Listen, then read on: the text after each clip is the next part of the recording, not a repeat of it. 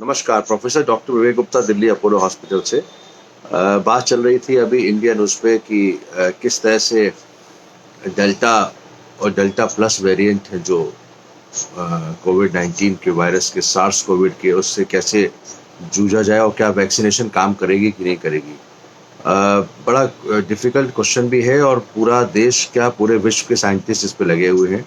मैं भूमिका बताना चाहता हूँ डेल्टा वायरस के बारे में। डेल्टा वायरस जो कि वेरिएंट ऑफ इंडियन ओरिजिन के रूप में कहा गया। देखिए 4 तरह के वायरस आए, पहले अल्फा, देन बीटा और गामा और चौथा डेल्टा है। डेल्टा वायरस जो है इसमें म्यूटेशन हुआ डबल, B16172.2 करके इसका नाम दिया गया। और इसमें म्यूटेशन इस तरह का हुआ कि इसी वायरस ने शायद जो वेव 2 भारत में हुए, जिसमें कम से कम 4000 से 5000 तक के आंकड़े बताए गए मृत्यु के पर डे, इसी वायरस ने इतना महामारी मचाई। तो इसमें 2 रीज़न थे। उसका एक रीज़न था कि पहला तो ये काफ़ी कॉन्टेजियस, मतलब कि काफ़ी लोगों को एक साथ संक्रमित करने की क्षमता रखता था। दूसरा ये विरुलेंट भी था, जल्दी निमोनिया हो रहा था और पेशेंट्स को ऑक्सीजन की रिक्वायरमेंट बढ़ा रही थी। अब बात आती है वैक्सीनेशन पे, क्या कौन कौन सी वैक्सीन इस पर काम करेंगी कि नहीं करेंगी। हम लोग ने देखा गया कि vaccination is the only way to protect the individuals and also the population.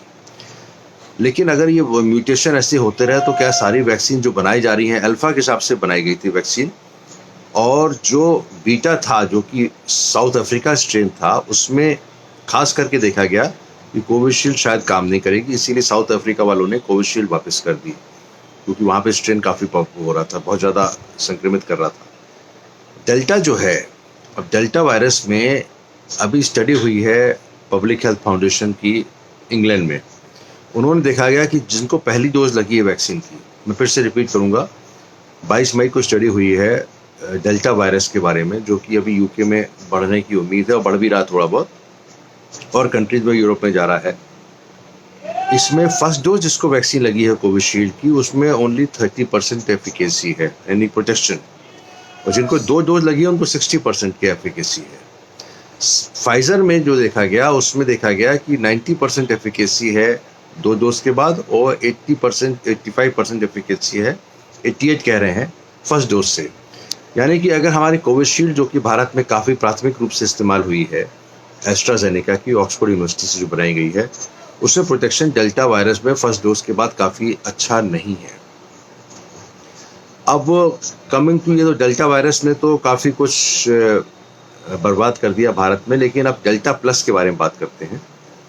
Delta plus के बारे में इसके बाद वाले में बात करूंगा, अभी तो इसको ख़त्म करता हूँ कि यानी कि protection from vaccine, specially Covishield जो डेटा हमारे पास है, कोवैक्सीन का डेटा नहीं है और स्पुतनिक का भी डेटा नहीं है, तो 3 वैक्सीन हमारे इस्तेमाल हो रही हैं।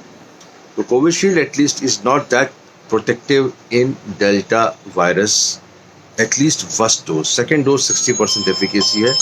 कहने का मतलब है कि ऐसी कंडीशन में हम लोगों को कोविड अप्रोप्रिएट बिहेवियर पे ही ध्यान देना पड़ेगा, जिसमें कि protection by mask, by sanitization, by social distancing को रखना पड़ेगा। अदरवाइज जो है प्रॉब्लम रहेगी। और जिस हिसाब से हमारे यहाँ मॉल्स, सिनेमा हॉल्स और बैंक्वेट हॉल्स खोले जा रहे हैं, उस हिसाब से मेरी राय तो ये रहेगी कि कोविड अप्रोप्रिएट बिहेवियर काफ़ी स्ट्रिक्टनेस लानी पड़ेगी, नहीं तो थर्ड वेव में बहुत दिक्कत आ सकती है।